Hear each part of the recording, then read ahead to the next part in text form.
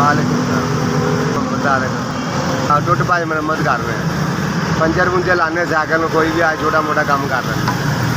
500-700 रुपये लग जाता है गुजारा नहीं होंगे बच्चियां बुच्चियां काम कर दी तां गुजारा होंगे लार किराए का मकान है 25,000 20,000 रुपया 15,000 रुपया बिजली का बिल आ रहा है तो बड़ी मुश्किल बच्चियां की दवाइयां नहीं लियाते तो अभी बिल देने लोगों को 4 बच्चियां एक लड़का है वो कभी काम मिलता है कभी नहीं मिलता बड़ा मुश्किल वक्त पास होता है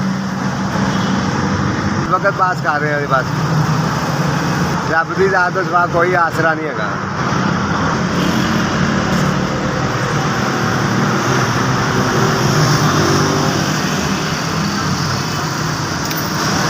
मेहरबानी आपने मुझे 5,000 रुपये गरीब आदमी जमीन के दिया है आप अल्लाह ताला तुहानू खुश रखे बात रखे अल्लाह ताला तुहानू जिंदगी तंदुरुस्त देवे अल्लाह ताला तुहाडे बच्चे नेक होण तुसीं 5,000 रुपये की साडी मदद की है अल्लाह ताला तुहानू बहुत देवे